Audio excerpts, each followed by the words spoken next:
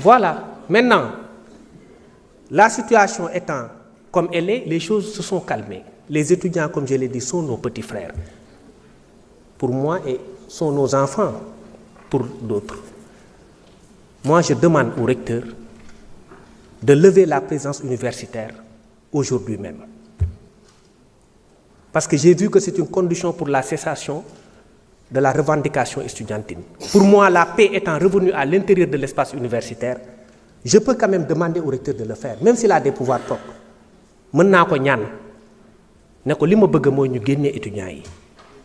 Et d'ailleurs, dans notre nouvelle doctrine du maintien de l'ordre, les choses ont changé. Parce que moi, tamit démb fii la ma fekk, et j'étais au cœur du combat.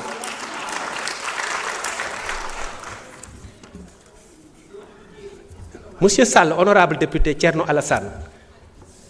avec tout le respect que je vous dois, vous avez parlé de blessures par balle. Honnêtement, je n'ai pas vu de blessures par balle. Et je vous dis qu'il n'y en a pas. En tant que ministre de l'Intérieur et de la Sécurité publique, je peux vous dire qu'il n'y a pas eu de blessure par balle. D'une part, je ne sais pas ce qui vous ont informé, mais ils ne vont pas donner la bonne information. Je pense que c'est vos sources qui vous ont trompé. Maintenant, pour ce qui concerne les forces de défense et de sécurité, par contre, il y a eu des blessés au nombre de 29 et du côté également des étudiants. Ça, c'est vrai, il y a eu des blessés de part et d'autre. Mais il n'y a pas eu de bavure policière. Ce qui est une première dans notre doctrine, dans la doctrine du maintien de l'ordre. Parce que avant, il n'y avait pas que des bavures, il y avait pire que des bavures. Et l'on le fait la nous fait. De sorte que vous avez été obligé de faire voter une loi d'amnistie, pas vous. Mais bon, mes amis Aïssata et Abdoumbo ont été obligés de recourir à une loi d'amnistie. Bon, moi j'ai une interprétation propre de la loi d'amnistie, mais je la garde pour moi-même. Je la garde pour moi. Parce que ça ne vous arrange pas. Mon interprétation de la loi d'amnistie ne va pas vous arranger.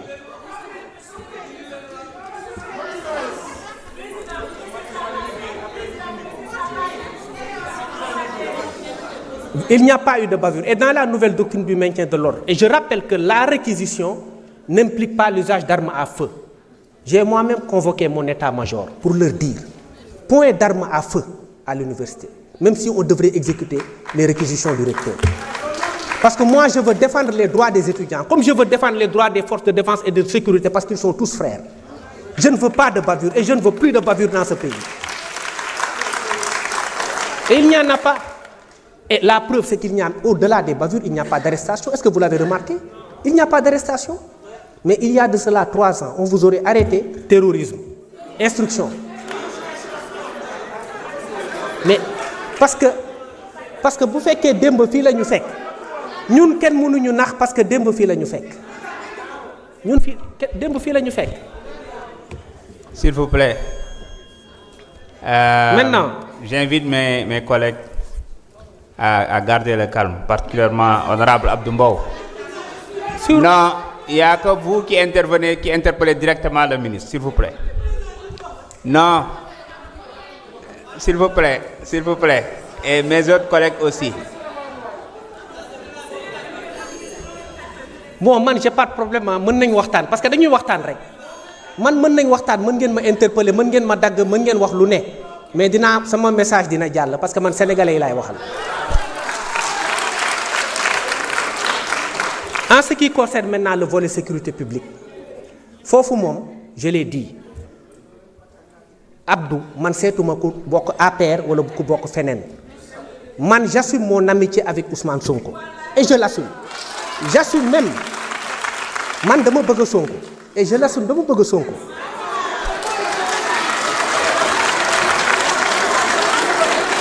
Waaye terewuma ma nekk ministre de l'Intérieur de tous les Sénégalais, même des gens de l'autre côté. Te sécurité naa leen ko assurer yéen nit ba mu mat sëkk. Keroog bi ñuy def meeting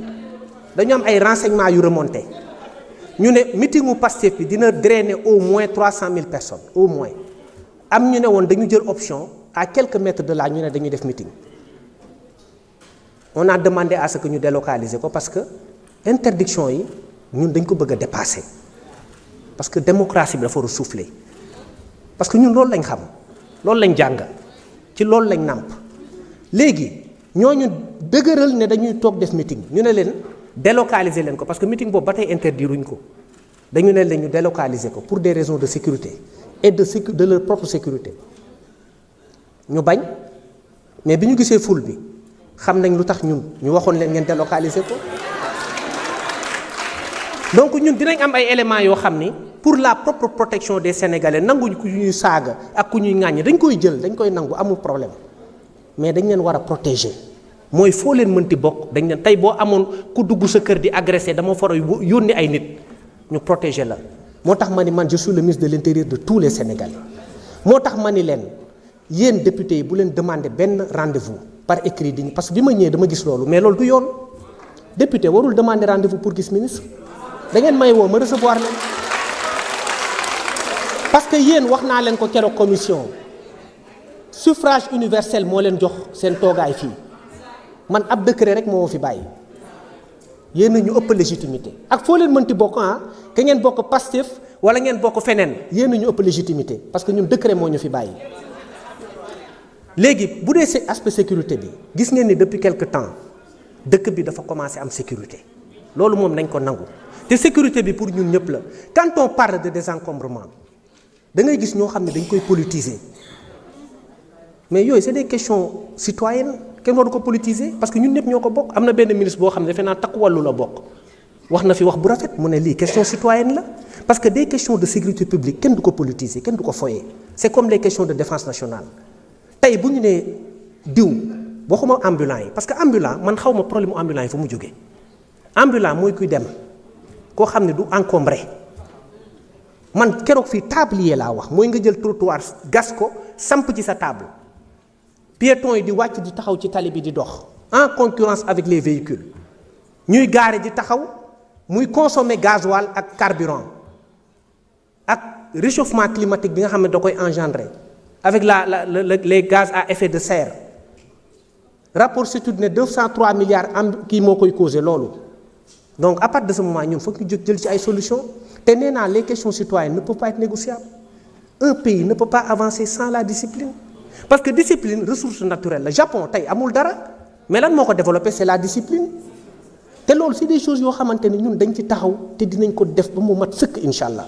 te dañu bëgg Sénégalais aussi jàppale ñu les ambulants je n'ai aucun problème avec eux c'est nos frères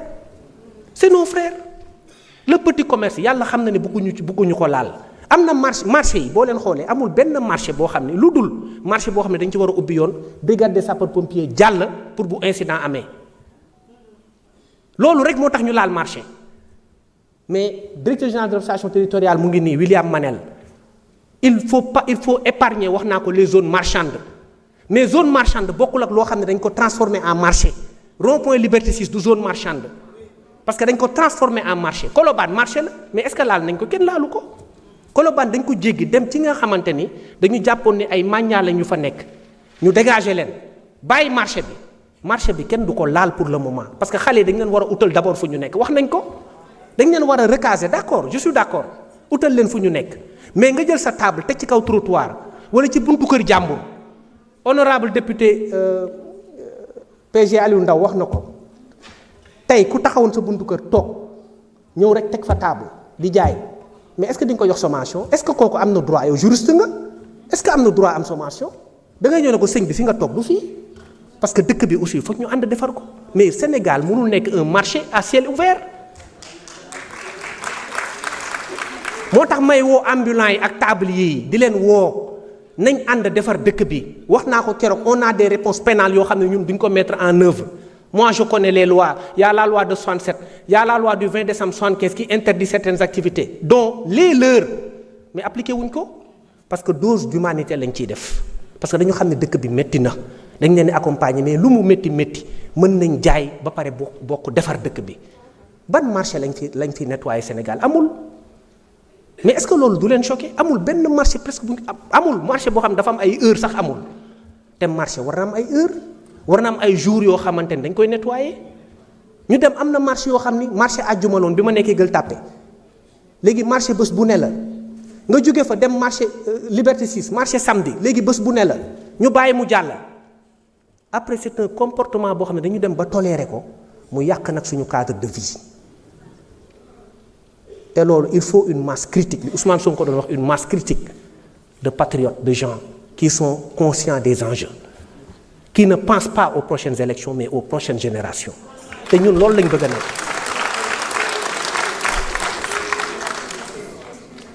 Sur les questions de sécurisation des espaces et de tranquillité publique avant may wax ci mendicité parce que temps bi bariwul sur les questions de sécurisation ñun chaque fois léegi au moins 3 fois par mois dañuy def ay opérations combinées police gendarmerie yoo xam ne man dama ciy bokk boo xoolee dëkk bi dafa commencé am jàmm au-delà de set bi muy set dafa commencé am jàmm am dal